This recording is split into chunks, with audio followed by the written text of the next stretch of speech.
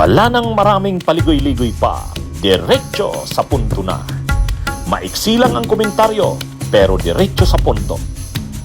Maraming kuro-kuro, may tiwali, may totoo.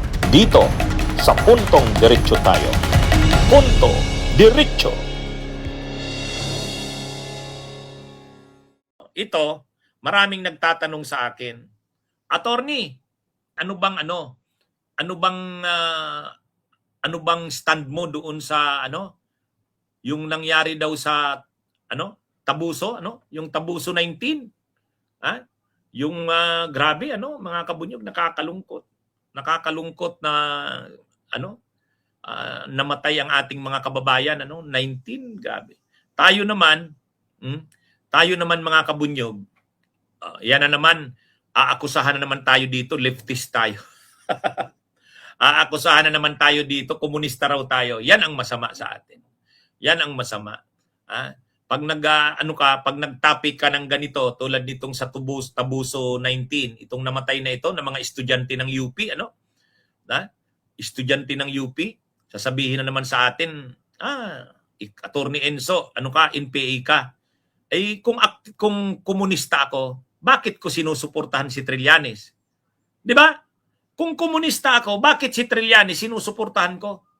Eh si Trillanes sundalo 'yan eh. Dating sundalo 'yan. At saka hindi niyan suportado ni Trillanes ang mga leftist. Sa totoo lang, hindi niyan suportado ni Trillanes ang mga ang mga komunista. Gusto ni Trillanes ng pagbabago ng Pilipinas, pero anti-communist yan si Trillanes.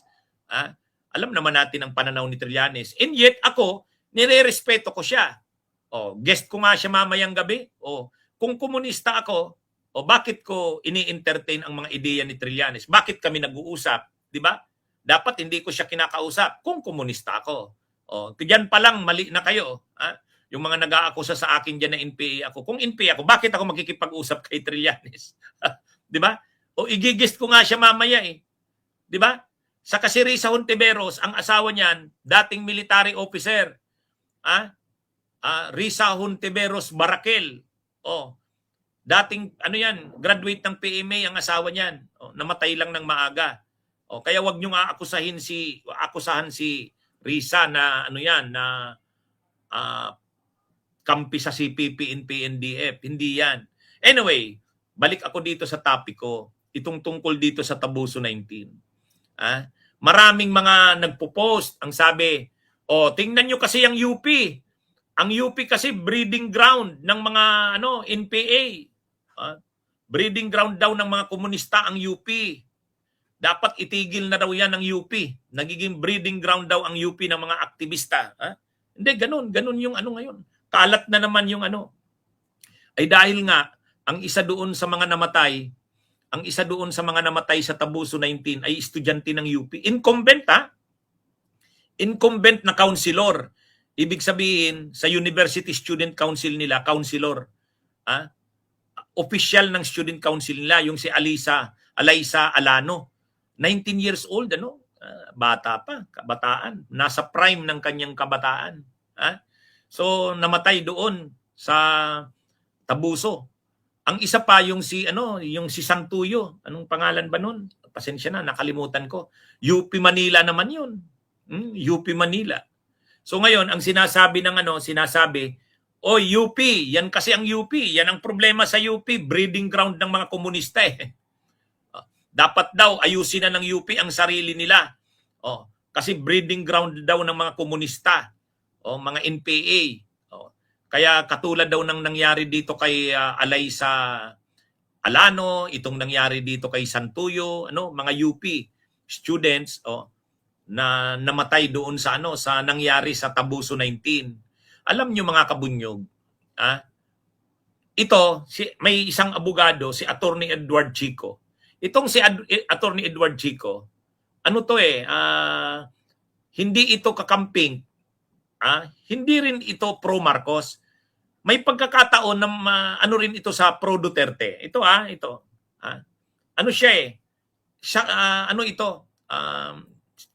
Sinusubaybayan ko siya pero minsan okay naman yung sinasabi niya pero may mga pagkakataon na hindi ko gusto ang sinasabi niya. Pero ninirespeto ko ang mga views nito ni Attorney Edward Chico. Katulad rin na nirerespeto ko ang mga views ni Attorney Jess Palces, di ba? Ito, si Attorney Edward Chico, rinirespeto ko rin to. Bagamat hindi ito kakampings. May panahon na pro Duterte ito. Pero may panahon din na hindi. Kumbaga, sabihin na nating medyo independent na minded ito, si Attorney Edward Chico. Ngayon, binasa ko yung comment niya tungkol dito sa UP, itong tungkol sa Tabuso 19. Ito ngang mga graduates ng UP na napatay doon sa sa operation ng military sa Tabuso sa Negros Occidental. Ngayon, ang ganda niyang kanyang post kasi ito pa lang si Edward Chico ay graduate ng UP. Sa kanyang Facebook tingnan niyo ang Facebook niya nakalagay UP. Nakalagay sa kanya Edward Chico, 124,000 followers. Digital creator, University of the Philippines, Diliman. Yan. Pinagmamalaki niya, nag-graduate siya ng UP Diliman. O ngayon, hindi ito leftist. Hindi ito leftist. Sigurado kung hindi ito leftist. Si Attorney Edward Chico. Pero ang ganda ng paliwanag niya, sinagot niya yung issue na ang UP ay breeding ground ng mga komunista. Anong sabi niya? Ito basahin ko Sa mga nagsasabi na breeding ground ng mga komunista ang UP, ganito po yan. The university promotes liberal ideas and encourages free speech, being the bastion of academic freedom and democracy. Kasi nga, sa UP, you can espouse any ideas or beliefs from left to right, from those of the Burgess to those of the laylayan. Bahala ka kumbaga. In fact, in the 4 years I studied there, lahat ng klase ng religious orgs, mula sa kulto hanggang mainstream, nakita ko na. Ang wala lang yata yung kay Kibuloy, hindi ata kasama pag Son of God. Kahit sa music, kung may nakikinig ng Rosas ng Digma, mayroon din trip yung Swim ng BTS. Maswerte ako at nakapag-aral ako sa UP. Ang mga isko at iska ay kabilang sa mga kabataang nangangarap para sa kinabukasan ng kanilang pamilya at bansa. Kaya huwag niyong ipagbunyi ang kamatayan ng sinumang kabataan. Galawang bubuyan. Tandaan niyo, their adventurism understandably may be misguided at times, but it is their idealism that has built this nation. Yun. Malalim, Malalim, mga kabunyog. Saludo ako dito sa iyo. Edward, Attorney Panyero, saludo ako dito sa iyo. So, hindi ito leftist si Attorney Edward Chico, sigurado ako. Hindi rin ito aktivista, hindi rin ito kakampings. At times nga, hindi nga at times, marami pa nga, DDS ito Pero, at least sa kanyang pananaw, hindi siya nahihiya, nag-UP siya. At proud siya na ang UP ay ganyan. Para sa kanya, ang UP nagpo-promote ng liberal ideas. Bahala ka kung ano ang idea ang yayakapin mo. Kumbaga, may free flow of ideas ang UP. May free flow ng ideas. Kaya nga, di ba, ang simbolo ng UP, yung oblation, nakahubad. Ibig sabihin, pumasok ka sa UP, binukas mo ang sarili mo na tanggapin ang mga idea. Anong klaseng idea man yan? Left, center, right. Nasa sayo na ang pagpili. Choice mo yan. Di ba? Yan yung liberal education Yan yun. Kaya actually, ang UP nagpo-promote ng critical thinking. Bahala ka kung ano ang yayakapin mong idea. Ay ang problema kasi, yung mga nangre-red tag, tinitingnan nila yung UP na bastion daw ng mga komunista or aktivista. Kung nakapag-produce ng mga komunista at aktivista ang UP, nakapag-produce din naman ang UP ng mga diktador. Si Marcos, yung matandang Marcos, di ba? Ferdinand Edralin Marcos Sr. Nakapag-produce din ito ng mga hindi marunong ng salitang forthwith. Si Chis Escudero, di ba?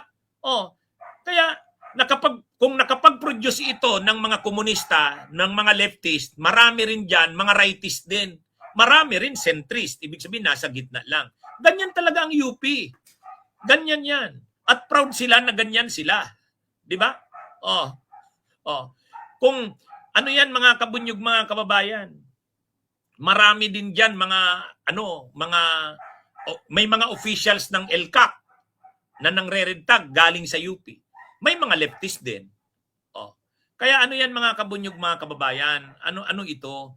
Kumbaga, yung mga nagsasabi na ang UP ay bastion ng mga komunista, hindi nila nauunawaan ang UP. Ang UP ay nagpo-promote ng free flow, free discussion ng mga ideas. Liberal education nga eh. Liberal, ibig sabihin, hayaan ang mga estudyante na mag-explore ng mga ideas. Ano man ang gusto mong idea, leftist, centrist, rightist, bahala ka. Ibibigay sa iyo ng UP yan. May free choice ka kung ano ang papaniwalaan mo, kung ano ang paninindigan mo. Yan yun. Yan yun. Kaya ang ganda nung point ni Attorney Edward Chico. Saludo ako sa iyo, Panyero. Kaisa mo ako diyan. Kaisa mo ako diyan. Bunyog, bunyog, halikan na kasama ka. Bunyog, kapag buklod ay may pag-asa.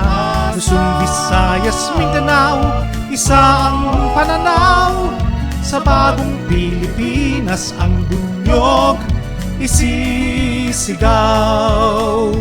Bunyog,